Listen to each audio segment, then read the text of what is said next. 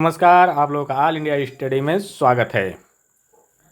तो आज आइए हम जानेंगे प्रमुख शिक्षण विधियाँ और उनके जनक, और साथ में हम इसका क्वेश्चन भी हल करेंगे। तो पहले हम जान लेंगे कि प्रमुख शिक्षण की कौन कौन सी विधियाँ हैं और उसके जनक कौन से हैं। उसके बाद हम इसका क्वेश्चन करेंगे। फिर सूक्ष्म शिक्षण विधि क्या है उसको जानेंगे, उसका भी प्रश्न हल करेंगे। आज 2 टॉपिक है, दोनों टॉपिक को आप लोग जरूर देखिएगा, क्योंकि अब सुपर टेट का रास्ता साफ लगभग हो चुका है। 2 से ढाई महीने में पेपर का रिजल्ट आ जाएगा यूपी टेट का। उसके बाद तुरंत आपको वैकेंसी देखने को मिलेगी। अब देखिए कितना आती है ये हम नहीं कह सकते हैं, 10,000 की, 20,000 की, 30,000 जो भी आएगी। लेकिन चुनाव की वजह से आ रही है, इसकी उनकी मजबूरी है। अगर मजबूरी नहीं रहती तो ये नहीं देते 100% गारंटी के साथ, लेकिन इनको मजबूरी है, देना ही है। तो आइए देखते हैं शिक्षण विधि और इनके जनक या प्रतिपादक। देखिए, किंडर गार्टन विधि के जो जनक है फ्रेडरिक फ्रावेल। किंडर गार्टन विधि के जनक कौन है? फ्रावेल है, ठीक ना। मॉन्टेसरी विधि के जो जनक है वो कौन है? मारिया मॉन्टेसरी। परियोजना विधि के जो जनक है, जिसको प्रोजेक्ट विधि भी कहते हैं, तो इनके जो जनक है विलियम हेनरी किलपैट्रिक्स। कौन है? विलियम हेनरी किलपैट्रिक्स, ठीक ना। डाल्टन विधि के जो जनक है हेलेन पार्कहर्स्ट, ठीक ना। डाल्टन विधि के जनक कौन है? Helen Parkhurst. आगे देखते हैं ह्यूरिस्टिक विधि के जनक कौन है, जिसको ह्यूरिस्टिक विधि कह सकते हैं, खोज विधि कह सकते हैं और अन्वेषण विधि, ठीक ना। इसके जो जनक है H.E. आर्मस्ट्रांग, ठीक ना। देखिए, हम जनक पढ़ाने के बाद तुरंत इसका क्वेश्चन भी कराएंगे, तो आप लोगों को एकदम जितना पढ़ाएंगे उतना क्वेश्चन जरूर कराएंगे, ताकि ये कंसेप्ट क्लियर रहे। बुनियादी शिक्षा विधि या वर्धा योजना विधि के जो जनक है महात्मा गांधी है। और आगे देखते हैं विनेटिका विधि के जो जनक है कार्लटन वाशबर्न है। कौन है? Carlton Washburn. डेक्राली विधि के जो जनक है ओविड डेक्राली है। और ब्रेल पद्धति के जो जनक है कौन है? लुई ब्रेल है, ठीक ना। अब आइए हम लोग देखेंगे पारस्परिक एवं दार्शनिक विधियाँ, अर्थात दार्शनिक विधि के जो जनक है, जो दार्शनिक मनोवैज्ञानिक है, वो कौन कौन से प्रतिपादन किसका किसका किए हैं, कौन कौन सी विधि जो दार्शनिक है, ठीक ना। तो देखिए, प्रश्नोत्तर या सुकराती विधि के जनक सुकरात है। ये सब दार्शनिक मनोवैज्ञानिक क्या है? दार्शनिक मनोवैज्ञानिक है लोग, ठीक ना, इनका है। आगमन और निगमन विधि के जो जनक है अरस्तु है। संवाद विधि के जो जनक है वो प्लेटो है। और खेल विधि के जो जनक है हेनरी कोल्डवेल कुक है, ठीक ना। खेल विधि के जनक हेनरी कोल्डवेल कुक। आगे देखते हैं, इसको आगे जो खेल विधि को कौन बढ़ाया? फ्रावेल ने बढ़ाए थे, ठीक ना। मनोविश्लेषण विधि के जो जनक है सिगमंड फ्रायड है। कौन है? मनोविश्लेषण विधि के जनक सिगमंड फ्रायड है। ये जितने मनोवैज्ञानिक है दार्शनिक थे, ठीक ना। पर्यटन विधि के जो जनक है पेस्टालॉजी। कौन है? पेस्टालॉजी। पर्यटन विधि के जनक पेस्टालॉजी है। अब आधुनिक एवं तकनीकी विधियाँ जो लाए हैं, ये कौन कौन लोग लाए हैं इसको देखते हैं। अभिक्रमित अनुदेशन या रेखिक अभिक्रमण विधि के जो जनक है वह B.F. स्किनर है। कौन है? B.F. स्किनर। साखी अभिक्रमित अनुदेशन तो नॉर्मन ए क्राउडर।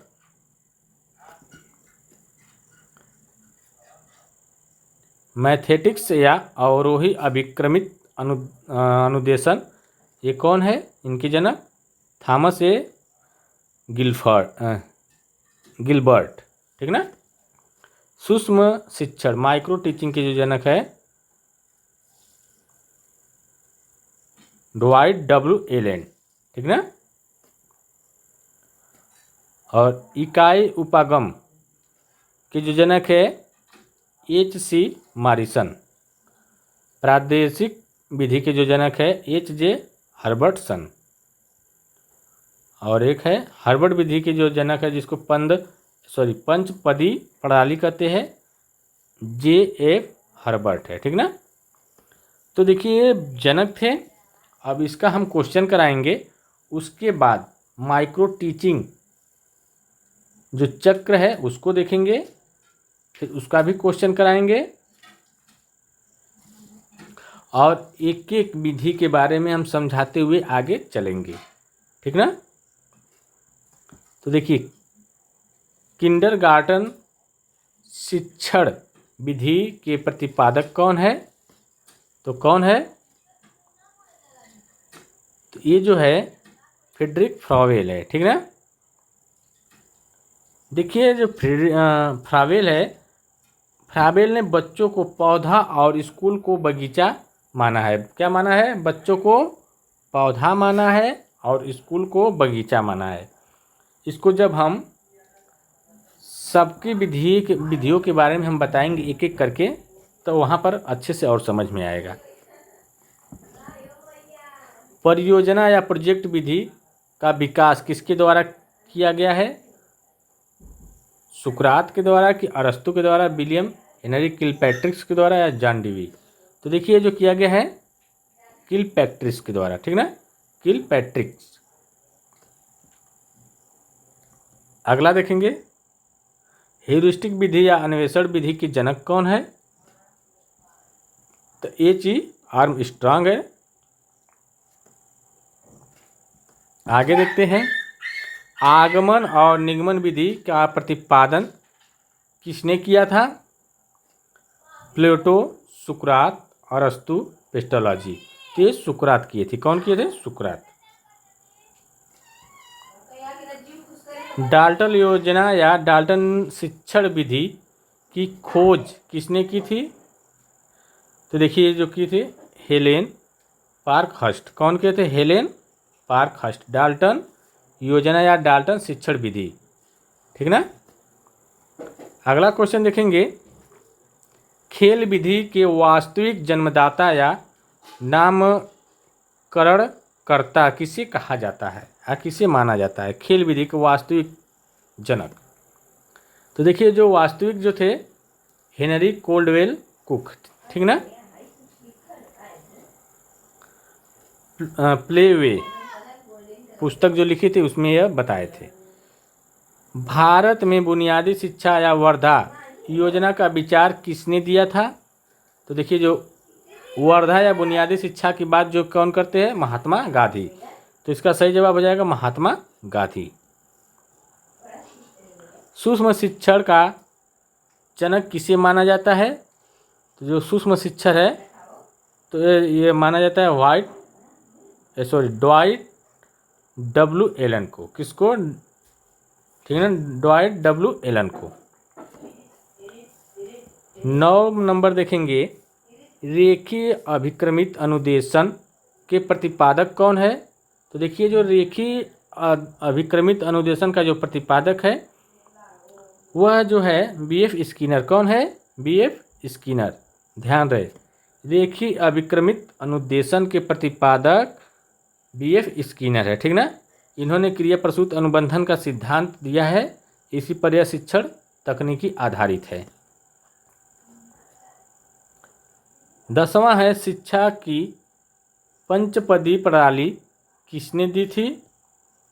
तो ये जो दिए थे जे.एफ. हर्बर्ट। कौन दिए थे? जे.एफ. हर्बर्ट ने, ठीक ना। अब आइए हम लोग देखेंगे शिक्षण की जो शिक्षण है सूक्ष्म शिक्षण चक्र के कितने चरण होते हैं उसके बारे में जानेंगे। अब देखिए, सूक्ष्म शिक्षण चक्र के 6 चरण होते हैं। सूक्ष्म जो शिक्षण होता है, माइक्रो टीचिंग, उसके 6 चरण होते हैं। और जो इंडिया मॉडल में है, जो भारत के मॉडल में है, उसमें जो है एनसीईआरटी में जो दिया गया है, सूक्ष्म शिक्षण का कुल समय 36 मिनट दिया गया है। कितना? 36 मिनट, जो 6 चरणों में पूरा पूरा विभाजित किया जाता है, ठीक ना। और जो शुरुआती का जो चरण होता है ना, पाठ योजना जब प्लानिंग करते हैं तो उसमें उस 6 मिनट का होता है, उसको जोड़ा नहीं जाता है, ठीक ना। तो देखिए, चरण का नाम है समय कार्य। तो देखिए, इसको जोड़ा नहीं गया था, इसलिए डॉट डॉट कर दिया गया। जो पाठ योजना होता है उसको जोड़ा नहीं जाता है, प्लानिंग को, ठीक है। इसमें कक्षा में जाने से पहले शिक्षक पाठ योजना बनाता है। क्या करता है? जैसे मान लीजिए हम पढ़ाने जा रहे हैं ना, तो उससे पहले हम क्या करेंगे? पाठ योजना बना लेंगे, क्या क्या मुझे आज पढ़ाना है, ठीक ना। तो इसलिए उसको जोड़ा नहीं जाता है। जब शिक्षण देते वक्त जोड़ा जाता है। जब शिक्षण दिया जाता है, टीचिंग करते समय 6 मिनट जोड़ दिया जाता है। उसमें क्या क्या होता है? छात्र अध्यापक 5 या 10 छात्रों के छोटे समूह को कौशल का प्रयोग करते हुए पढ़ाता है, ठीक ना। ये 5 से 10 छात्र हो जाते हैं, आगे जैसे बैठे रहते हैं ना, तो उसको कौशल के रूप में समूह बनाते हैं, उसके बाद उसको पढ़ाते हैं। ये 6 मिनट का होता है। फिर प्रतिपुष्टि या फीडबैक, पहले क्या करते हैं? शिक्षण, फिर उसके बाद ये देखिए, अभी क्रम पूछेगा, ठीक है। ये इसका जो क्रम है पूछेगा। अभी शिक्षण, प्रतिपुष्टि, योजना, शिक्षण, प्रतिपुष्टि। जो प्रतिपुष्टि होती है वो 6 मिनट ये भी होती है। इसमें पर्यवेक्षक या सहपाठी पढ़ाए गए पाठ की कमियां और खूबियों को बताते हैं, ठीक ना। फीडबैक देते हैं। जो हम मान लीजिए पढ़ा रहे तो उसमें क्या कमी है, तो उसको हमको बताते हैं, ठीक ना, आपस में ये कमी है। पुनः योजना, जब पुनः योजना बना देता है रीप्लान, वो 12 मिनट के समय में, ठीक ना। इसमें फीडबैक के आधार पर छात्र अध्यापक अपनी पाठ योजना में सुधार करता है, ठीक ना। इसके लिए सबसे ज़्यादा समय मिलता है। पाठ योजना में जो सुधार करता है उसमें सबसे ज़्यादा समय मिलता है। फिर पुनः शिक्षण आता है, जो 6 मिनट का होता है। कितने का? 6 मिनट का। सुधारी हुई बात योजना को फिर योजना के साथ दूसरे छात्र समूह को दोबारा पढ़ाया जाता है, ठीक ना। फिर उसके बाद आता है पुनः प्रतिपुष्टि, जो ये क्या कितने का होता है? ये भी 6 मिनट का होता है। दोबारा पढ़ाए गए पाठ का फिर से मूल्यांकन किया जाता है, फिर से पूछा जाता है। तो कुल मिलाकर के 6 6 12 6 6 कुल मिला के 36 मिनट का होता है। और देखिए, यह भारत में होता है, ठीक है ना। भारतीय मॉडल में एनसीईआरटी में दिया गया 36 मिनट। जबकि अगर स्टैनफोर्ड यूनिवर्सिटी अमेरिका मॉडल की बात करेंगे तो उसमें 45 मिनट देता है, ठीक ना। अमेरिका मॉडल में 45 मिनट, ये ध्यान रहे। भारत में 36 मिनट, और अमेरिका में जो स्टैनफोर्ड यूनिवर्सिटी है वहाँ पर अमेरिका मॉडल में 45 मिनट माना गया है। तो आइए इसका हम क्वेश्चन करते हैं। कह रहा है, भारतीय प्रतिमान एनसीईआरटी के अनुसार सूक्ष्म शिक्षण वक्र की कुल अवधि कितनी होती है? तो देखिए, जो सूक्ष्म शिक्षण की कुल अवधि जो भारतीय के अनुसार कितना होगी? 36 मिनट होगी, ठीक ना। ये 36 मिनट में क्या क्या करेगा? जिसमें शिक्षण, फीडबैक, पुनः योजना बनाना, पुनः शिक्षण और पुनः फीडबैक, ये सब शामिल होते हैं। प्रश्न नंबर 2 देखेंगे। सूक्ष्म शिक्षण वक्र के किस चरण में सबसे अधिक समय लगता है? देखिए, आ गया क्वेश्चन ना, कौन सा चरण था जिसमें अधिक समय लगा था? पुनः योजना। जब पुनः योजना बनाएंगे उसमें 12 मिनट का समय लगता है, ठीक ना। 12 मिनट का समय दिया जाता है, और बाकी चरणों में 6 मिनट का, ध्यान रहे।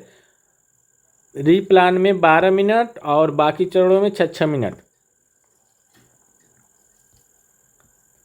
आगे आ गया क्वेश्चन, देखिए सूक्ष्म शिक्षण चक्र का सही तार्किक क्रम क्या है।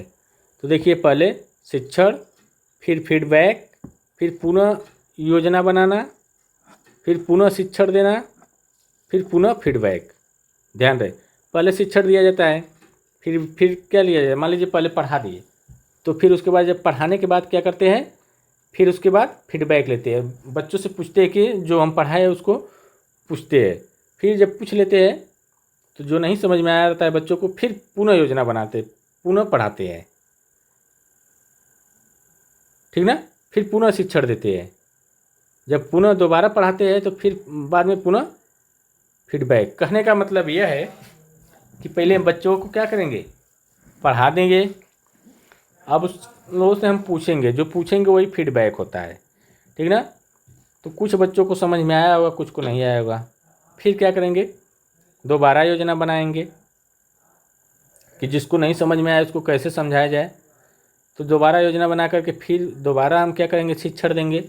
जब दोबारा शिक्षण देंगे, ठीक ना, जब दोबारा शिक्षण दिए तो फिर दोबारा पूछेंगे ना, तो वही बात है,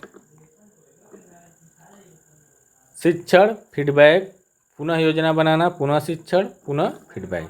तो ऑप्शन नंबर ए वाला करेक्ट हो जाएगा, ठीक ना। अगला क्वेश्चन देखेंगे, सूक्ष्म शिक्षण का मुख्य उद्देश्य क्या होता है। छात्रों के ज्ञान का मूल्यांकन करना, शिक्षकों में विशिष्ट शिक्षण कौशलों का विकास करना, कम समय में पूरा पाठ्यक्रम समाप्त करना, कक्षा में अनुशासन बनाए रखना। तो देखिए सूक्ष्म शिक्षण का जो मुख्य उद्देश्य होता है, शिक्षकों में विशिष्ट शिक्षण कौशल का विकास करना, ठीक है। इसमें क्या होता है, सूक्ष्म शिक्षण एक शिक्षण प्रणाली तकनीकी होती है। इसका उद्देश्य किसी एक समय में शिक्षक के भीतर एक विशिष्ट कौशल जैसे प्रश्न पूछना, श्यामपट्ट लेखन को विकसित करना होता है। तो इसका सही जवाब हो जाएगा ऑप्शन नंबर बी। प्रश्न नंबर 5 देखेंगे,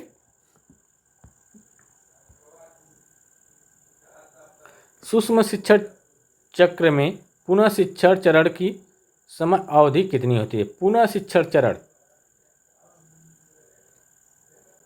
ध्यान रहे, देखिए सभी चरणों की 6 मिनट होती है, सिर्फ एक चरण जो है पुनः योजना, पुनः योजना का जो होता है, पुनः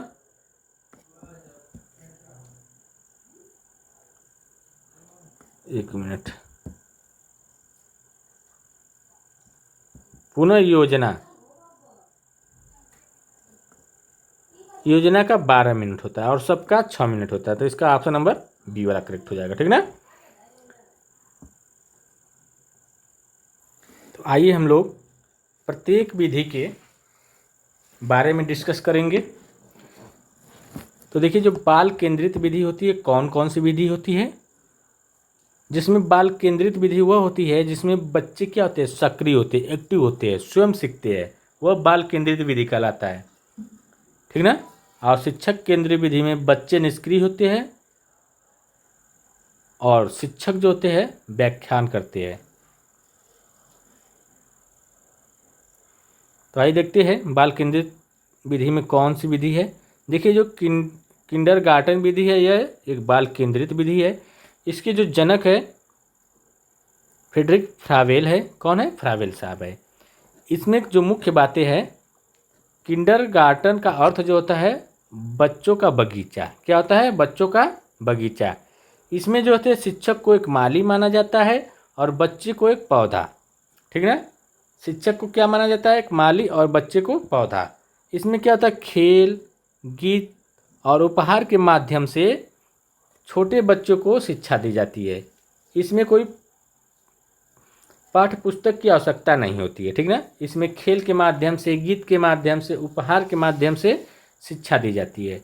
वह किंडरगार्टन विधि जो छोटे बच्चे होते हैं उनके लिए ये उपयोगी होती है। अब देखेंगे मारिया मांटेसरी विधि, अर्थात मांटेसरी विधि में इसकी जो जनक है मारिया मांटेसरी। देखिए इसकी जो मुख्य विशेषता होती है, यह विधि विशेष रूप से मंदबुद्धि या 3 से 7 वर्ष के छोटे बच्चों के लिए बनाई गई है। किसके लिए बनाई गई, मंदबुद्धि बालक के लिए और 3 से 7 वर्ष के जो छोटे बच्चे हैं उसके लिए बनाई गई है।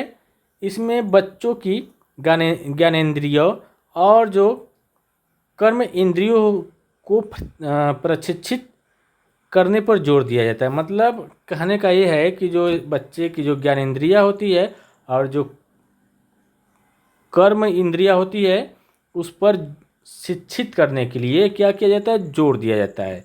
बच्चे खेल खेल में लकड़ी के अक्षरों को छूकर और देखकर सीखते हैं, ठीक ना। जो लकड़ी के अक्षर बनाए रहते हैं क ख प्लास्टिक के जो भी है उसको पकड़ कर छू करके खेल खेल में इसे सीखते हैं, ठीक ना। और देखेंगे परियोजना विधि। परियोजना विधि के जो जनक है हेनरी किलपैट्रिक्स है, ठीक ना। ये जो हेनरी जो किलपैट्रिक्स है ये जो है विलियम हेनरी किलपैट्रिक्स जो है यह जॉन डेवी के शिष्य थे, ठीक ना। इसमें जो मुख्य बात है यह परियोजना विधि और इसमें क्या होता है, करके सीखना, लर्निंग बाय डूइंग सिद्धांत पर कार्य करती है। इसमें बालकों को कोई वास्तविक समस्या या प्रोजेक्ट दिया जाता है, ठीक ना, प्रोजेक्ट दिया जाता है और जिसे वे समूह में रह करके सामाजिक वातावरण में खुद पूरा करते हैं। आगे देखेंगे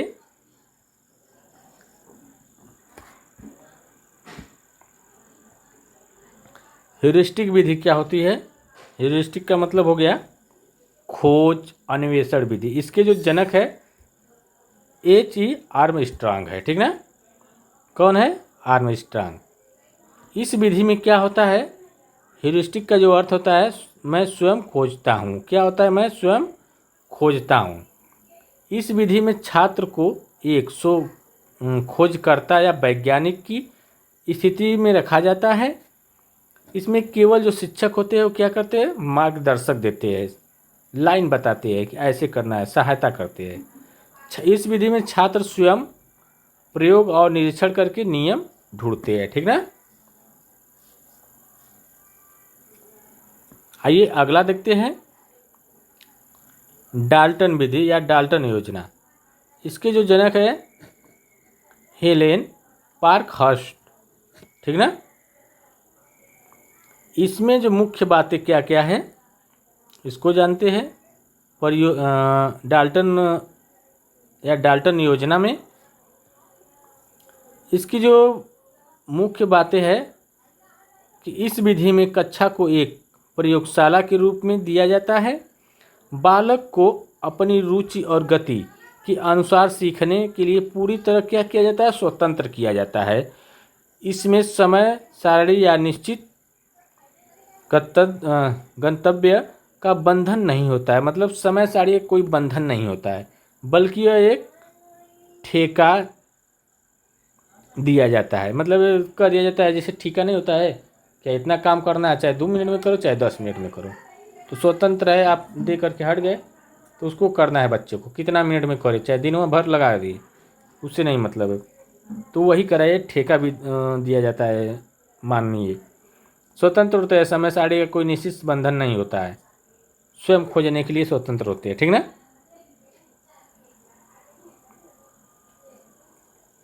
बस बता दिया जाता है कि जैसे हम मान लीजिए किसी को ठेका दिए हमके भाई 5 दिन के अंदर कमाना चाहिए, होता है ना, 5 दिन के अंदर मुझे काम है करके चाहिए, चाहे आप 1 घंटा करके दीजिए चाहे 10 घंटा में करके दीजिए, मुझे उससे नहीं मतलब है। तो वही एक निश्चित समय दिया जाता है कि हमें इतना दिन में करना है, इतना समय में। अब उतना समय में चाहे 1 घंटे में करके ख़त्म करिए चाहे 10 घंटा में करके, ठीक ना।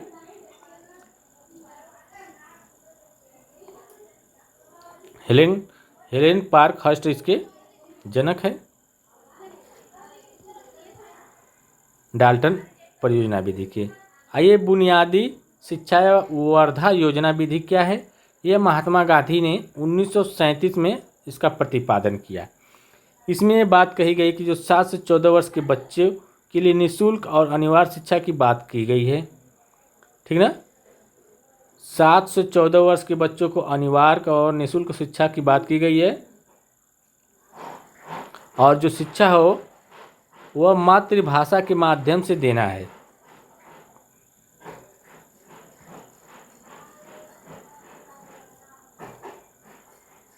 आगे देखते हैं पारस्परिक एवं मनोवैज्ञानिक विधियाँ कौन कौन सी हैं।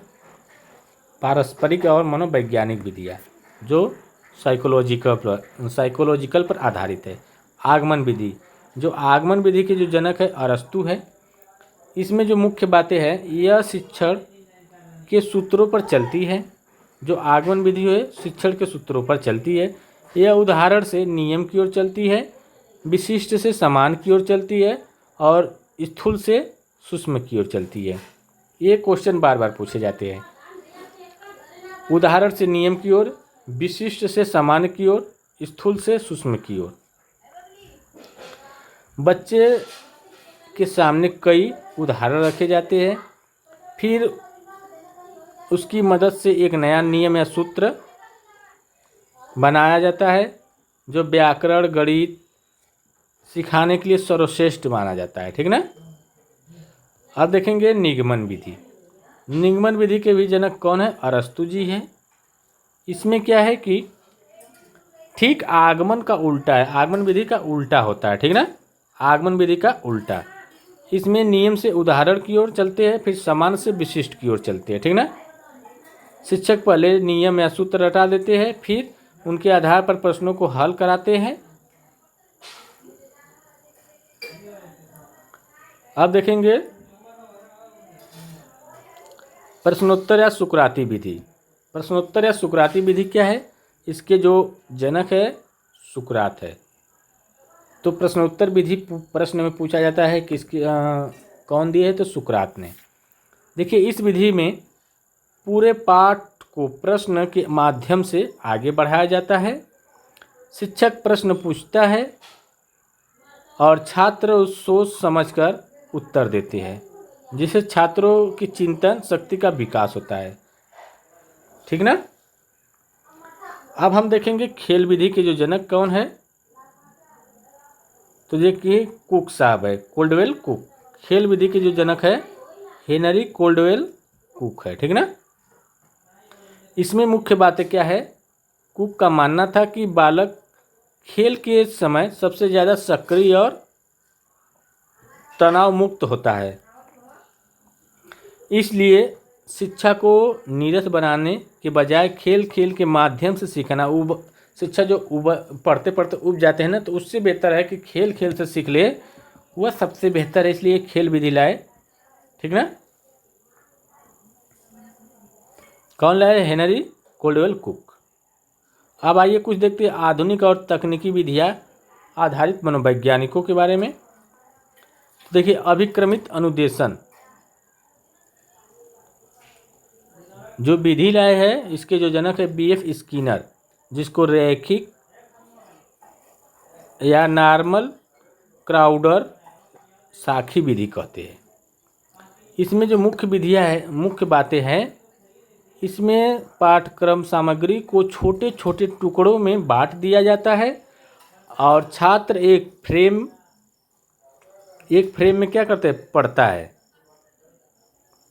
सामग्री को छोटे छोटे भागों में बांट दिया जाता है अभिक्रमित अनुदेशन विधि में। आज जो इसके लेखक कौन है? जनक कौन है? बीएफ स्किनर है। ठीक ना। एक फ्रेम में छोटे छोटे भागों में बांट दिया जाता है और जो छात्र होते हैं एक फ्रेम में पढ़ते हैं और उत्तर देते हैं, और तुरंत सही उत्तर की पुष्टि होने पर वो अगले फ्रेम पर चले जाते हैं। मान लीजिए उत्तर देते हैं, मान लीजिए पूछ दे कि ए के बाद क्या आएगा? बी। तो उत्तर हमारा तो मिल गया। जब उत्तर मिल गया तो हम बी के बाद सी पर जाएंगे। ठीक ना। इसको स्व अध्ययन के लिए बहुत उपयोगी माना जाता है। यह स्व अध्ययन के लिए बहुत उपयोगी है, सेल्फ स्टडी के लिए। आइए देखते हैं व्याख्यान विधि। अभिक्रमित अनुदेशन के जो प्रतिपादक कौन है? बीएफ स्किनर है। व्याख्यान विधि देखेंगे।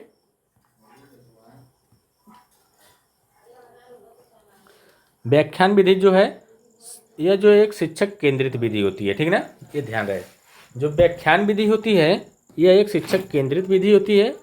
इसमें क्या होता है, पारस्परिक या प्राचीन विधि इसको कहा जाता है। इस विधि में शिक्षक सक्रिय रहता है और मंच पर खड़े होकर भाषण या व्याख्यान देता है। छात्र केवल निष्क्रिय होकर श्रोता होते हैं, मतलब श्रोता होते हैं, सुनते हैं। यह बड़ी कक्षाओं में कम समय में अधिक सिलेबस पूरा करने के लिए उपयोगी होता है। यह बड़ी कक्षाओं में इसका प्रयोग होता है, कम समय में सिलेबस पूरा करना होता है उसके लिए उपयोगी होता है। आइए थोड़ा सा कुछ मुख्य बातें देख लेते हैं। देखिए, छोटे बच्चों के लिए कौन सी विधि सबसे बेस्ट है? खेल विधि, किंडरगार्टन विधि और मॉन्टेसरी विधि। वैज्ञानिक दृष्टिकोण से कौन सी विधि सबसे महत्वपूर्ण है? ह्यूरिस्टिक विधि या प्रोजेक्ट विधि, मतलब खोज विधि बोलते हैं ना, या अन्वेषण विधि या प्रोजेक्ट विधि, परियोजना विधि, ठीक ना। और व्याकरण और गणित की शुरुआत के लिए सबसे बेस्ट क्या है? आगमन विधि। तो ये हमारे हो गए आज की विधियाँ और इसके कुछ महत्वपूर्ण प्रश्न भी करा चुके हैं। तो अब हम कल मिलेंगे, तब तक के लिए 8:30 बजे। तब तक के लिए नमस्कार।